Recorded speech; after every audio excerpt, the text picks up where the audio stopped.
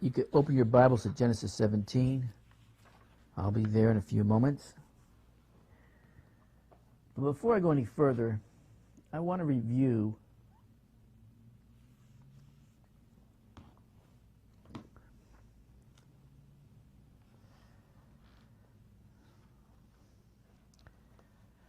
get my tablet ready. Some of the points that we already covered in this series was Joseph Imhotep. Now, you already know the answer, what I believe. Yes, he was. He was Imhotep. He was Pathotep.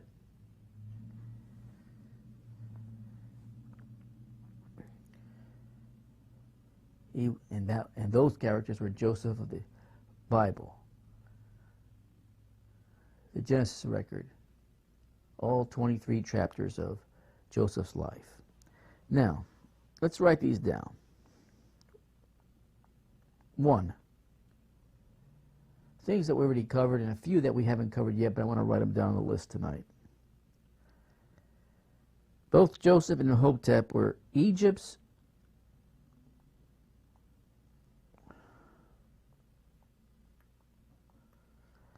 first Viziers, or prime ministers. 2.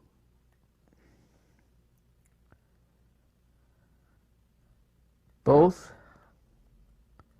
were prime ministers during a 7-year famine. 3. Both delivered Egypt from a 7-year famine. I'll be having more words concerning that 7-year famine and the 7 years of plenty in the future teachings. But I just want to write these things down to make a point. 4. Both Joseph and Imhotep were not native Egyptians.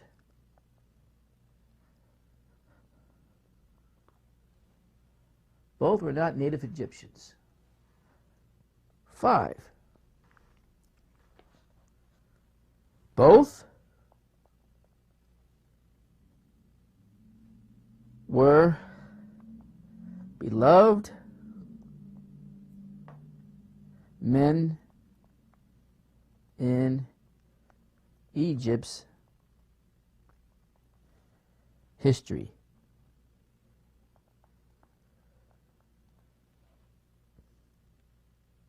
6. Both married a priest's daughter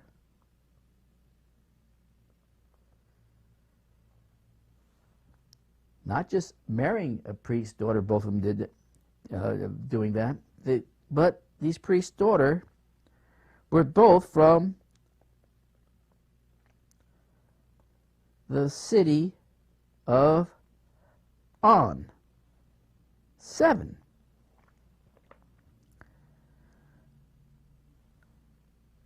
Both instituted, excuse me,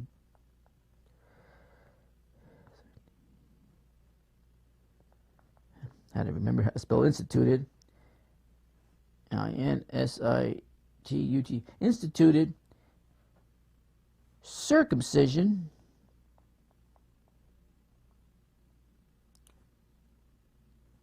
Yeah, that's right.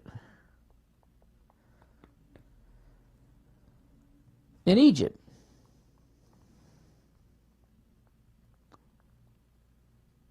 Eight. Both lived 210. 9. Both, we already covered this, were great medicine men. 10. Both were Egypt's noted wise men. 11. Both have missing tombs. One more. 12. Both instituted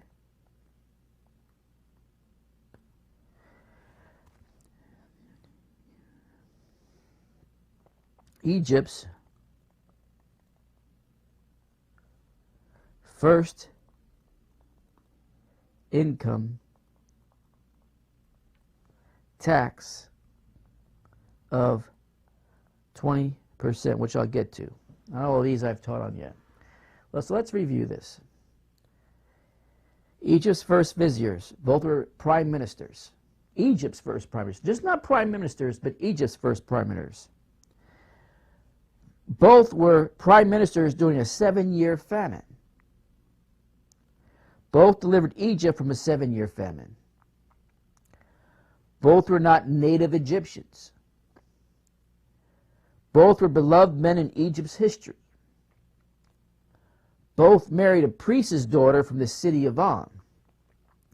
So you have two equations to mathematically calculate it if you're into statistics on number 6 alone here. The first would be both married priest's daughter, but not just that, they both were from the city of On. 7, both instituted circumcision in Egypt. Both lived to 110. Both were great medicine men. Both were Egypt's noted wise men, or magicians as some have called them. 11, both have missing tombs. Can't find Joseph's tomb, you can't find Imhotep's tomb, and they've been looking, my friend. And 12, both instituted Egypt's first income tax of 20%, which I haven't covered yet. So we'll just leave it at those 12 points right now. Most I've covered, some I haven't. Now, if you write those down, you come back to me. If you were mathematically, statistically adding this up, using all probability equations, it would be mind-blowing, showing us how difficult it would be to, as they say, align the stars to make this not a coincidence.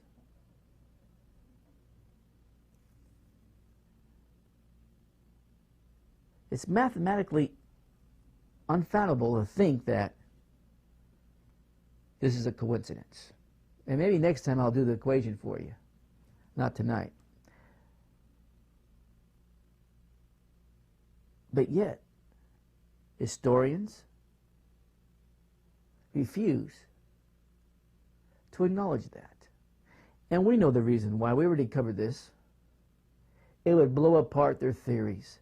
It would blow apart what they have been falsely proclaiming for decades upon decades. That the Bible is fantasy and Egypt's history is correct. We already know that chronologically it is so messed up. And even the more serious, dedicated historians of Egypt's history knows that's true. They're coming out. They know things don't add up the way it's been peddled as truth. They recognize that, and the honest ones admit it.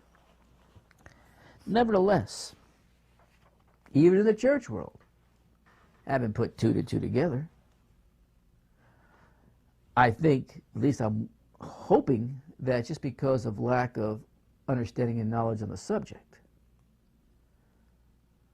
But once you introduce anything that's foreign away from the Bible, they close their minds, they clog their ears, and they refuse to hear anything, because God forbid that we could tie in Egypt's history with biblical history. Well, that's what we've been doing. We've been doing that for months now. We probably got months to go before I conclude this series, because it's going to go beyond Joseph. We started with Abraham. Now we're just focusing on Joseph, but we're going to move on to Moses too. And we're going to bring in the pyramids with this. Not a full teaching on the pyramids, nowhere near that, but giving you a different theory on that perspective of what's floating out there now. Now, tonight, let's look at the circumcision evidence. Give me my Bible.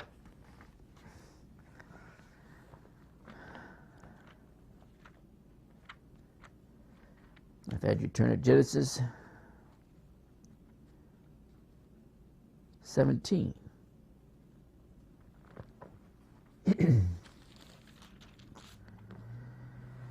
This is when circumcision is introduced.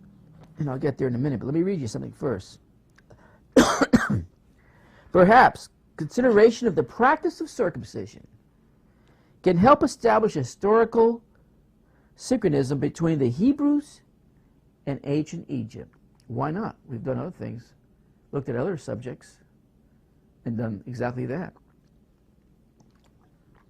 Historians now hope that the Egyptians were devout believers in, now know that the Egyptians were devout believers in circumcision, because this practice has been traced back to Egypt's old kingdom. That would place it all the way back through Dynasty 3 to Dynasty 6.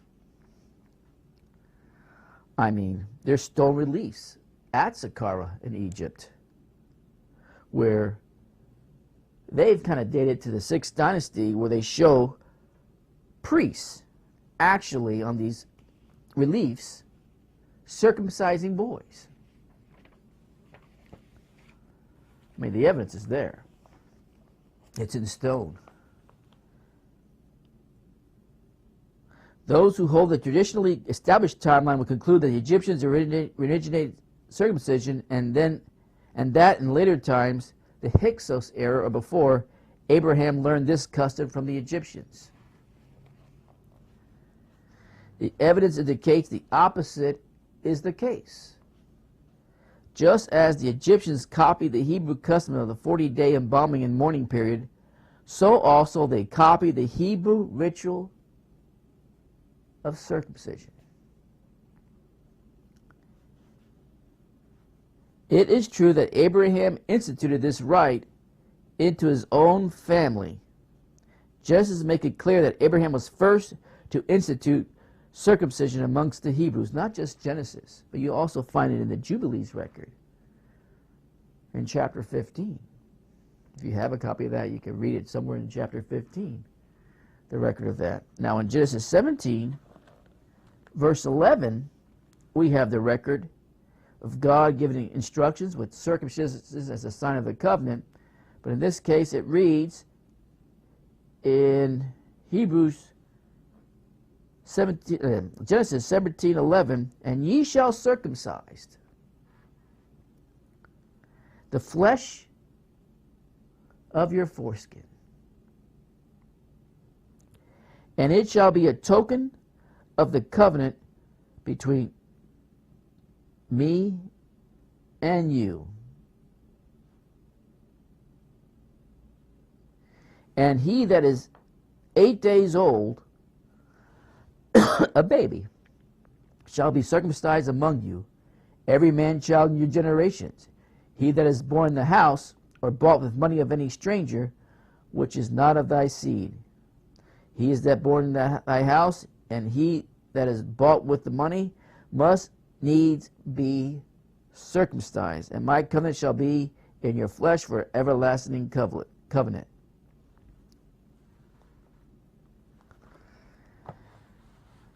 Now, did Abraham learn that in Egypt? No. Because if you read the story, if you follow the biblical record, Abraham went to Egypt after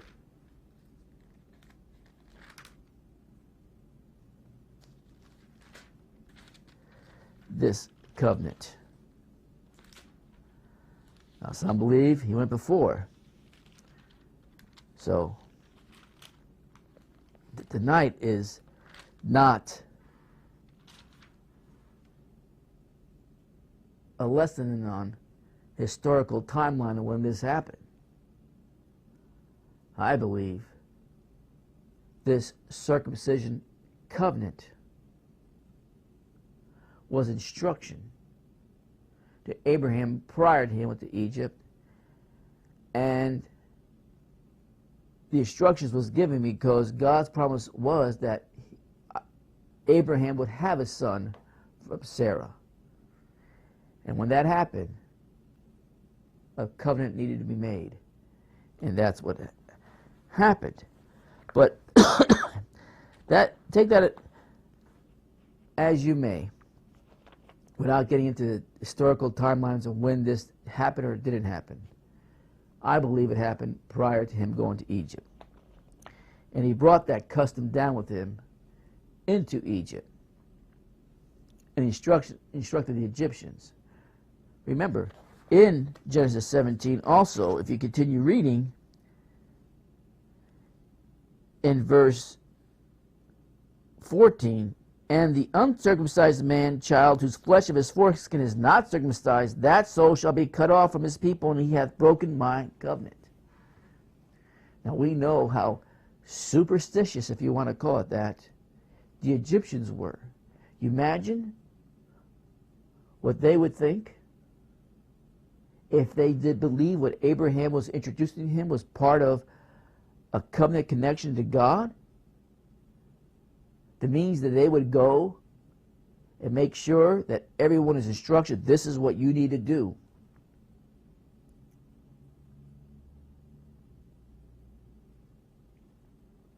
This is what you need to do to keep a connection, a covenant with God.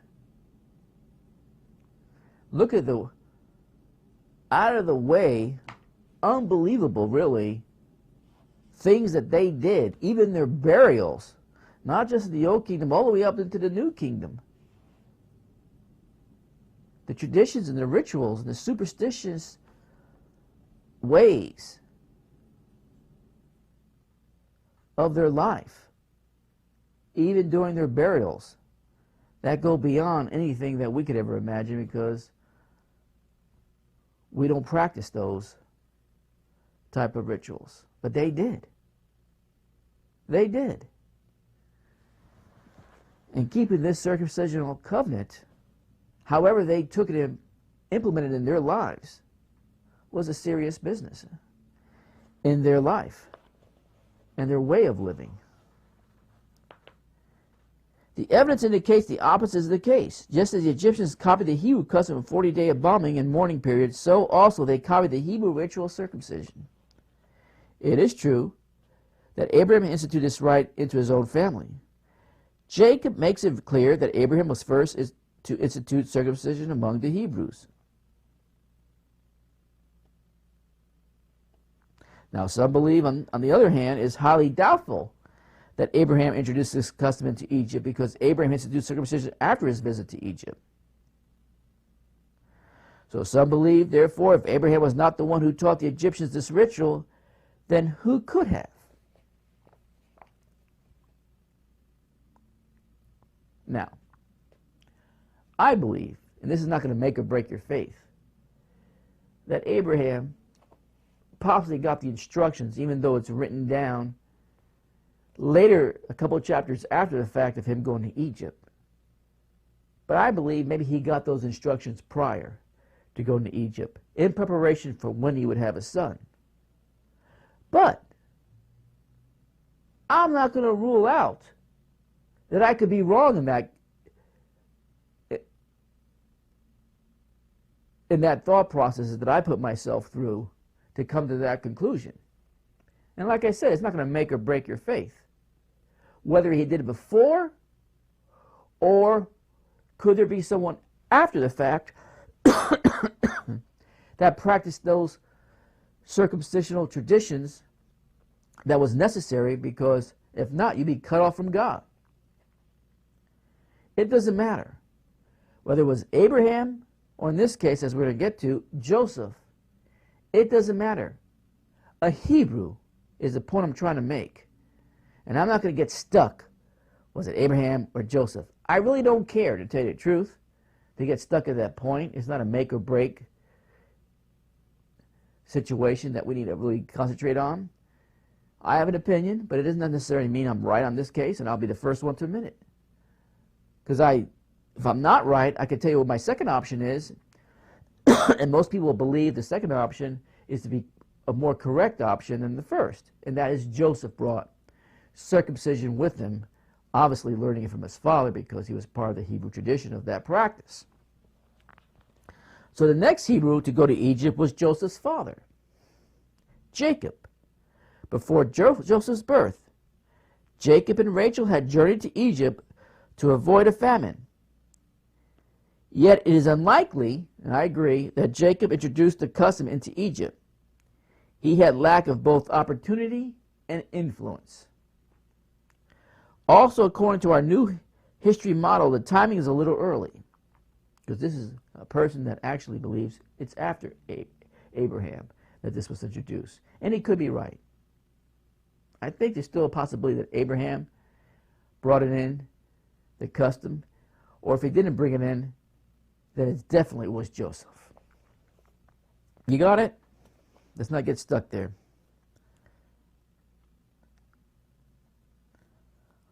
According to our new history model, the timing is a little early.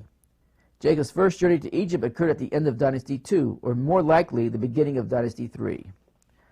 Obviously, the best candidate to introduce the Old Kingdom to circumcision was Joseph or Imhotep, one and the same, which was also Jacob's son. As we already pointed out, conventional dating places Joseph present in Egypt between the 14th and 17th dynasty centuries after Egyptian circumcision had been introduced. But our revised chronology placed Joseph in the right place at the right time. We have already seen how Joseph, as prime minister, created the ideal circumstances to institute such a custom. He had 2 sons born in Egypt, upon which to demonstrate the ritual. Moses lived 3 generations after Joseph, and when he was about to return to Egypt to deliver Israelites from slavery, the Lord was about to kill Moses because he failed to circumcise his son. You can find that in the Exodus story. Let's go here real quick and read it. Let's not take anybody's word for it. In this case, let's read it for ourselves in Exodus chapter 4. Verses 26. Well, let's back up. Now, Moses returns to Egypt.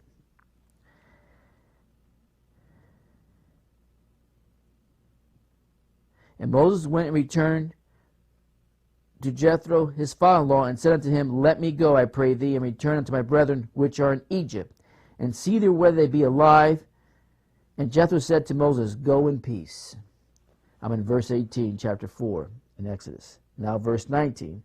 And the Lord said unto Moses in Midian, Go return into Egypt, for all the men are dead which sought thy life. And Moses took his wife and his sons, and set them upon an ass, and he returned to the land of Egypt. And Moses took the rod of God in his hand. And the Lord said unto Moses, When thou goest to return into Egypt, listen closely, Moses, when you're ready to go back to Egypt, See that thou do all those wonders before Pharaoh, which I will have put in thy hand. But I will harden his heart, that he shall not let the people go. Imagine if you were Moses. Okay, you want me to go back to Egypt, but you're going to harden his heart, the Pharaoh that is, that he shall not let the people go? If I was Moses, I would ask, why are you sending me back in the first place? Do you want to kill me off? You want to destroy me and possibly my family that's going back with me? Hello, God. What the heck are you doing? That doesn't sound like a very good plan to me. No opportunity for success if Pharaoh's not going to let the people go. There's no record of all the plagues and things that were happening after Moses got there that Moses knew that those things were going to happen beforehand. This was truly an act of faith. Trusting God, even though, you really think about it, he's hearing words from God himself that says, this is not going to be very successful.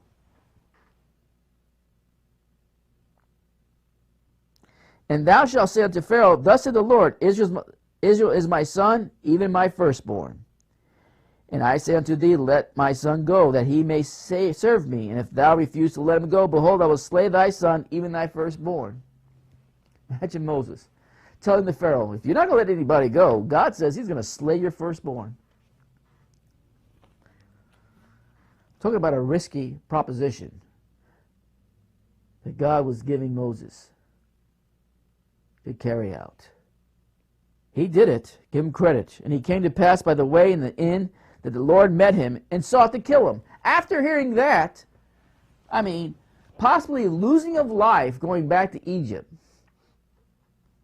Yeah, God said, I will deliver my people, and you're going to be my instrument. But then he said things after the fact that would bring in some doubt if you really think about it, if you put flesh and blood into this story.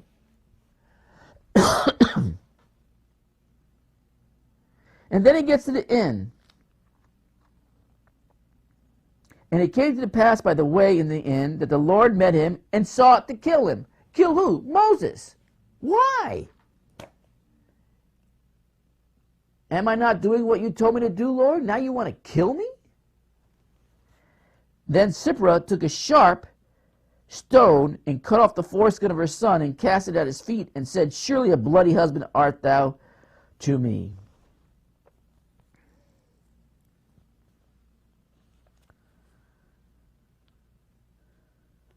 Why did Moses' life was on the line?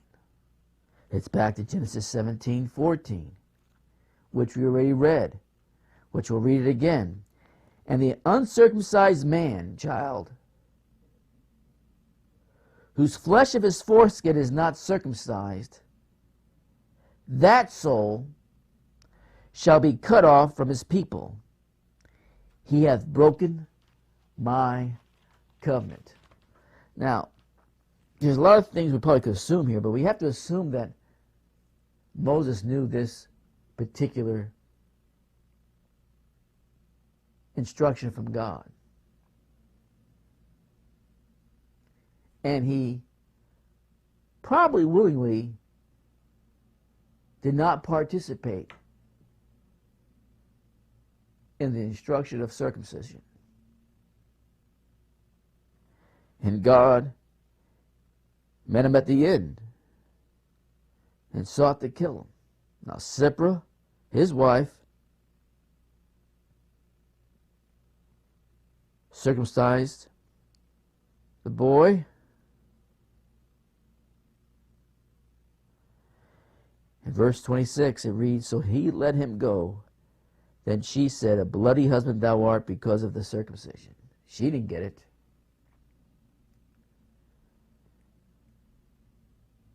And that's all we hear from that point on.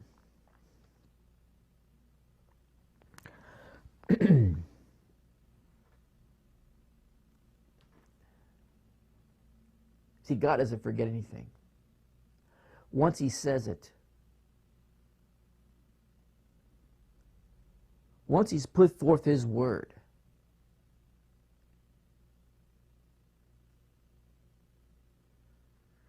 he expects us to live by it, to carry it out, to honor it, to respect it, to make it our way of life. No matter how awful, or in this case, taking Zipra's point of view, bloody it might be, if God says this is what you need to do, then this is what you need to do. He sent his only begotten Son. 1/3 of this population of the world makes it a point to deny that God even had a son. Just read the inscription on the Dome of the Rock and what the Muslims believe. The scripture makes it very clear. If that's your attitude, if that's your perspective, then you yourself are an antichrist.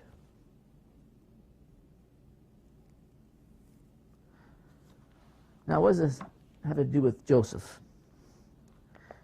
Let's get back to that. Gave you just a little bit of the biblical history. And let's move on.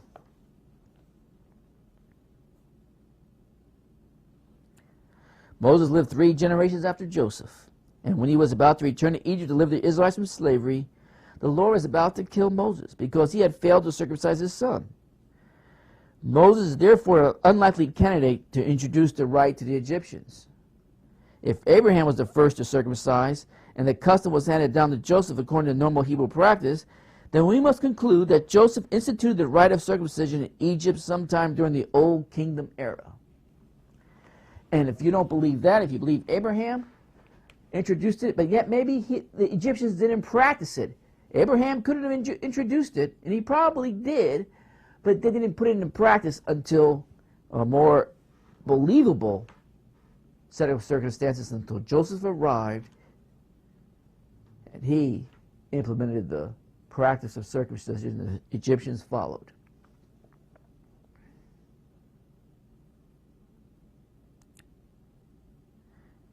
If Abraham was the first to circumcise, and the custom was handed down to Joseph according to normal Hebrew practice, then we must conclude that Joseph instituted the rite of circumcision in Egypt sometime during, not the New Kingdom, not the 14th through the 17th dynasty, but sometime between the 3rd and 6th dynasty. So that takes it before Moses' era, but after Abraham's era, and Jacob's. And Jacob is totally out of the picture because I don't think he had any influence in Egypt during his lifetime. And the reason I say that, because when he came back to Egypt, there's no record of people acknowledging that fact, both biblically or non-biblical records. So, did Joseph introduce circumcision? More than likely, as a practice to be followed, with the possibility of Abraham, my belief, introducing it, but they didn't come into practice till after the fact, when Joseph implemented it in their everyday life traditions and practices that they would carry out to honor their God. Now, I think that's all I'm going to cover tonight, because my voice is starting to slip on me. I don't want to push it too far. But at least I introduced to you tonight, for some of you this is not new information, but it's a reminder of how God statistically stacked up all the coincidences, if you want to call them that we already listed in those 12 bullet points that we already covered at the beginning of this program. When you add it up one after another and another, in fact, there's some duplicate, not duplicate, but like for instance, in item number 6, both married a priest's daughter, both men married a priest's daughter. That's strange in itself, the coincidence of it. But both were from the city of On. Now, Cecilia was not the only place that priests' daughters hung out in Egypt. So all these things start compounding. Are they coincidences? I don't believe so. I mean, and maybe I will give you the statistical probabilities next time to show you how insane it is to at least not consider the facts that are out there on the table concerning these two men, one from a biblical viewpoint and another one from Egyptians' own historical viewpoints and knowledge, which we can read for ourselves. It's not a coincidence, folks. No, I haven't been preaching on this for a few weeks. I'm now back preaching on it on Wednesday nights. And I will move on further along in some of the points that I wrote down that we haven't covered yet, including next time Imhotep's income tax and maybe the beginning of the 7-year famine. And going into that and diving into the scriptures and the Egyptian historical records, moving forward to solidify that Joseph indeed was Imhotep. Abraham has history there. Joseph has history. We know Moses has history. All this cannot be a coincidence. The evidence is there if you have a serious look at it, if you take a serious look at it, and you cannot deny the evidence. To do that, you'll be in denial. And I'm not trying to be funny. It's not a river in Egypt. Now, that's all I'm going to cover just tonight. Stay tuned. Tune back in on next Wednesday. Next Wednesday evening, and I'll continue this, and we'll dive in. But right now, I want you to talk to me. Let me know if you're out there. Let me know if you're still interested. And we are going to get into the pyramid age of Egypt, and we're going to look at some interesting things concerning that too. And did the Hebrew invent a pyramid? Now that's coming up in a few weeks. But until then, I want to know that you're still interested. So use this time now, the few minutes before I leave here, and let me know that you're out there. And God willing, I'll be back on Sunday, wrapping up for now the harlot in the book of Revelation 17 and 18. Now play a song I want to hear from you.